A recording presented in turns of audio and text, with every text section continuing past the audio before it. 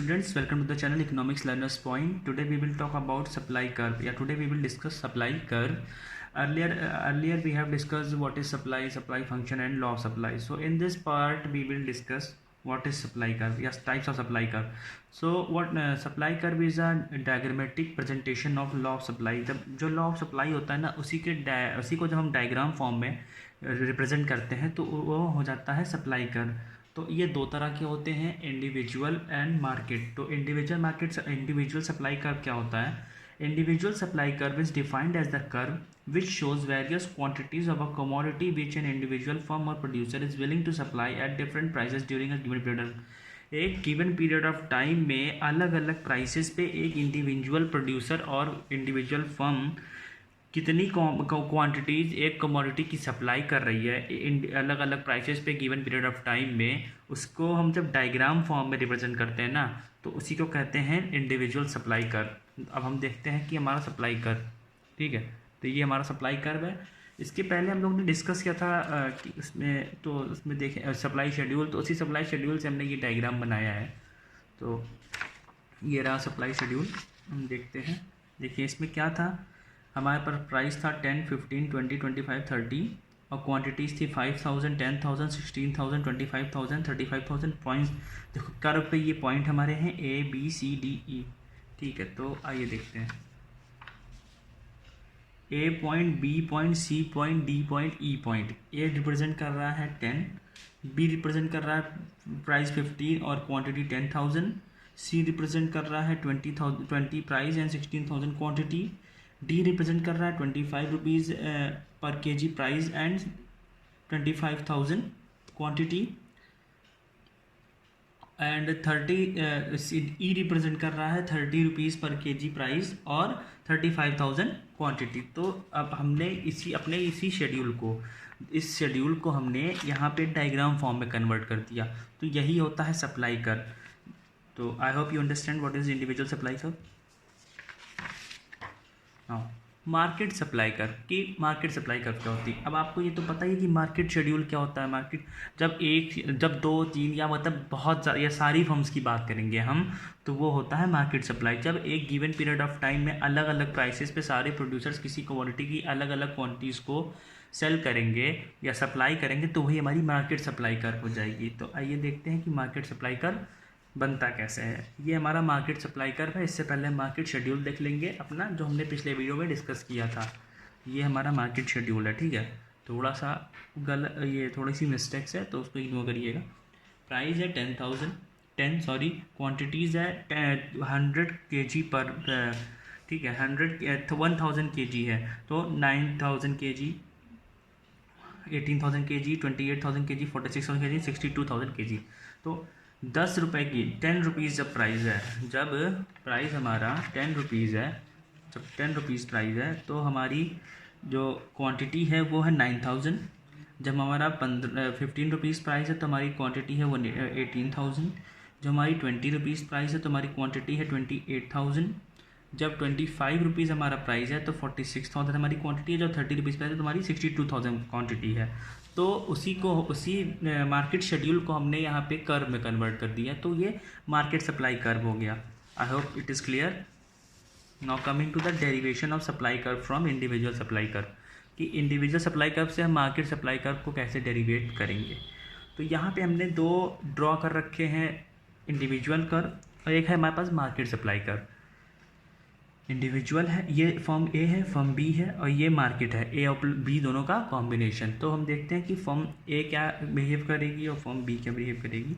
तो फर्म ए OP1 price पे P1A1 quantity supply कर रही है, ठीक है, और फर्म बी OP1 पे P1A2 सप्लाई करने को तैयार है। तो दोनों जब कंबाइनली सप्लाई करेंगे या दोनों की जब क्वांटिटीज़ को हम जब दोनों की सप्लाईज़ को हम कंबाइन करेंगे तो वो हो जाएगी P1A या OP1A। तो ये OP1A सप्लाई करेंगे कब? P1 प्राइस पे। सिमिलरली P2 प्राइस पे देखते हैं, OP2 पे जो फर्म ए थी वो OP2 पे वो P2B मतलब P2B1 सप्लाई कर रही थी। वो जो फर्म ए थी वो P2B1 सप्लाई कर रही थी कब? जब प्राइजेस बढ़ गई थी। P2 प्राइस पे P2 B1 क्वांटिटी सप्लाई कर रही थी और फर्म B P2 B2 कर रही थी, P2 B2। तो अब इनकी क्वांटिटी और इनकी क्वांटिटी में डिफरेंस है, लेकिन जब कंबाइन उनको करेंगे तो वो हो जाएगा OP2B। मतलब कि कंबाइनली वो करेंगे OP2B या P2B क्वांटिटी सप्लाई करेंगे, कब P2 प्राइस पे, और P1 प्राइस पे वो करेंगे P1A। तो जब हम दोनों डायग्राम्स को कंबाइन करेंगे या दोनों की सप्लाई को या दोनों की जो क्वांटिटी सप्लाइड उनको कंबाइन करेंगे ना, तो हमको मार्केट सप्लाई कर मिल जाएगा। तो अब हम जानते हैं कि रिजर्व प्राइस क्या होता है। ये देखते हैं कि रिजर्व प्राइस क्या होता है। The price below which the sellers are not willing to sell their goods is called the reserve price. सीधी सी बात है, हर सेलर एक डिटरमाइंड प्राइस से या फिक्स प्राइस के नीचे कोई कमोडिटी नहीं सेल करेगा, क्योंकि उसको लॉस होने लगेगा या उसके प्रॉफिट कम हो जाएंगे। तो उस प्राइस को, जिस प्राइस के नीचे सेलर एक भी क्वांटिटी या एक सिंगल क्वांटिटी भी नहीं सेल करेगा किसी कमोडिटी की, वो हो जाएगा रिजर्व प्राइस। ठीक है। Explanation of law of supply. अब हम देखेंगे कि लॉ ऑफ सप्लाई की एक्सप्लेनेशंस क्या हैं और हमारा जो सप्लाई कर्व है वो पॉजिटिव स्लोप क्यों होता है। तो 3 रीजंस होते हैं। First reason is that the level of price determines the amount of profit.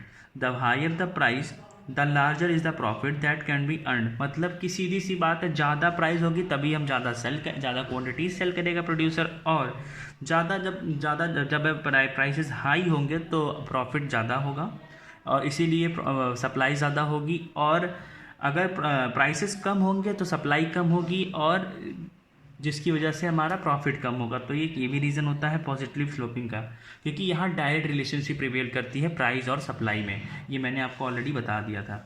तो अब हम देखते हैं कि सेकेंड पॉइंट क्या है। The positive slope of the supply curve is also caused by the rise in the marginal cost of production. जब हमारी मार्जिनल कॉस्ट ऑफ प्रोडक्शन बढ़ती है ना, तो उससे भी हमारी पॉजिटिव सप्लाई कर्व निकलता है। कैसे निकलता है ये देखिए। Marginal cost increases with an increase in the output. जब हमारी आउटपुट बढ़ती जाएगी हमारी मार्जिनल कॉस्ट बढ़ती जाएगी, because of law of diminishing return. आप लॉ ऑफ डिमिनिशिंग रिटर्न जानते ही हो। So as to cover higher cost of production the producer will sell large quantities only at higher prices. मतलब कि हमारी जो हायर कॉस्ट ऑफ प्रोडक्शन है ना, वो जो हमारा जो प्रोड्यूसर होगा वो अपनी जो ज़्यादा से ज़्यादा वो देखो, अब सीधी सी बात है, जब मार्जिनल कॉस्ट ऑफ प्रोडक्शन बढ़ गया, जब मार्जिनल कॉस्ट बढ़ गई तो सीधी सी बात है कॉस्ट ऑफ प्रोडक्शन बढ़ जाएगी। तो उस कॉस्ट ऑफ प्रोडक्शन को, वो तो बढ़ी हुई कॉस्ट ऑफ प्रोडक्शन है या हायर कॉस्ट ऑफ प्रोडक्शन है ना, उसको कवर करने के लिए हमारा जो प्रोड्यूसर है वो ज़्यादा क्वांटिटीज सेल करेगा। कब?